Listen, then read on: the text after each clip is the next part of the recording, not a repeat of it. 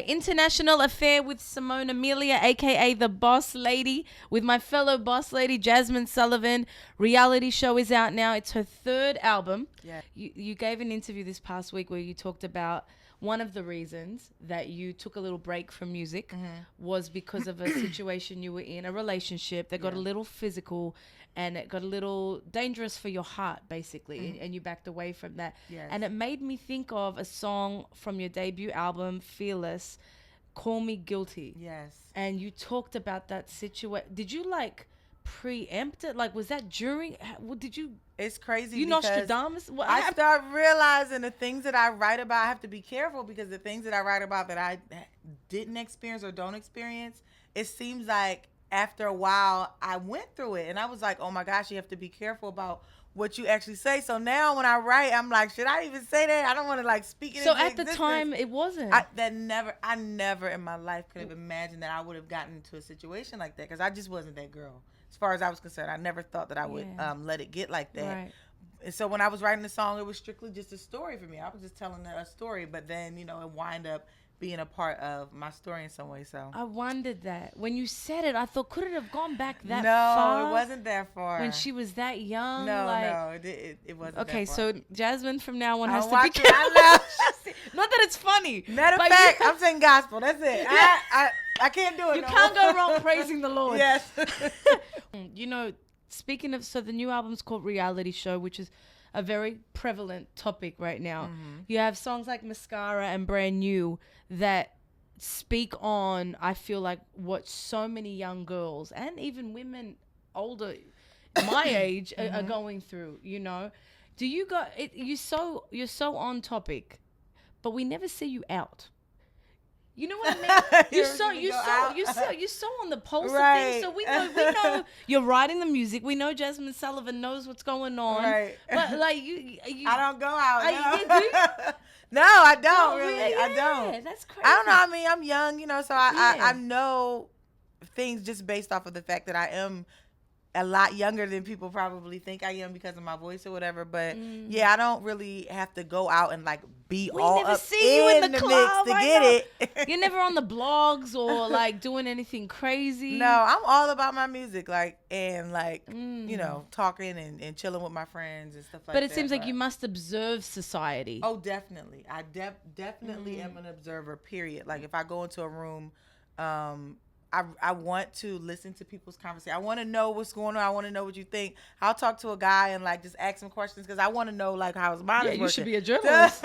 You should have my job. Well, that's kind of how I look at it. Like when I'm writing a story, like for Mascara, I was going on Instagram and I was looking at all the video girls pages and I was like, dang, their lives look the same shots. They're taking the same pictures, same trips and everything.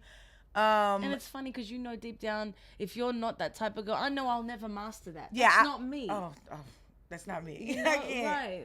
Yeah, and I was like, wow, it must be like a lot of pressure and everything to have to look beautiful and be on all the time. And I was grateful when I was there because I was like, I can't do it. I can't do that. But yeah, when I wrote the song, I wasn't really trying to come at that lifestyle. I was really just trying to tell a story. Now people have their own perception about it, and they I like that about it, that people start talking about it and how they feel makes them think different things. So I like that. And I want to know what you do to unwind then, because if you're not going out, like what do you do when you switch off? Unwind when I switch off. Do you ever switch off? Like I do. I mean, I'm always switching up. That's why we lost you for a few years. No, I really, I'm a simple girl. Like I will stay in the house. I drink some wine, talk to friends. I'll go out every once in a while, but like I really like the simple things. I don't have to be out. I prefer not to be out like with a bunch of people and stuff like that. Like that's if when I it just gets have a some little good dangerous. Friends, yeah, definitely. You got to be drinks careful. have to be involved. I will say that. What's your drink of choice? Now I think I'm doing like a Long Island iced tea because I kind of like to get there. I love you. What does Jazmine Sullivan dream of and want and long for in 2015? Oh man. 2015, first of all, I would love more people to know about who Jazmine Sullivan is, and to listen to her music and, kind of feel her. And I would definitely love to win some Grammys. I don't think that could happen in 2015. Yeah, because maybe you've been 2016. nominated. I've been a nominated number of times. Yeah, like 8 times. So hopefully Not I that can. you're counting. Right? Like,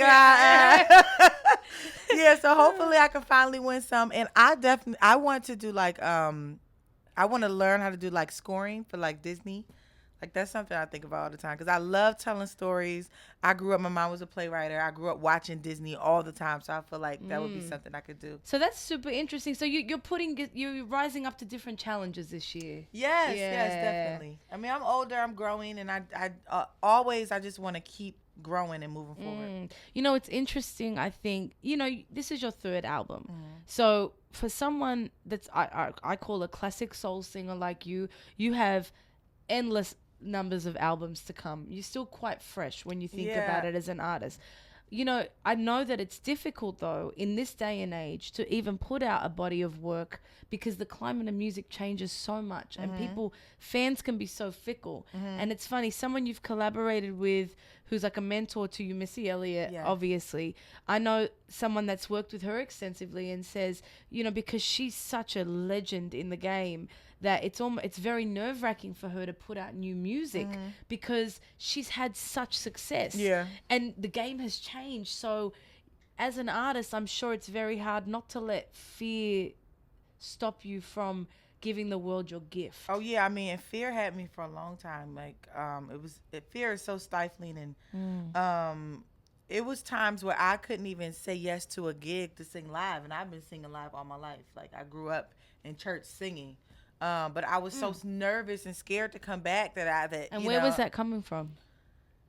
I don't know. I guess if you don't do something for a while, you kind of lose your confidence, and you know, you don't know if you. Why did my mind go to someplace very dirty? Oh shoot!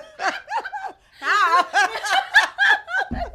But no, you're right though. It's you're right. Yeah. Oh okay. Oh yeah, you kind of lose your confidence.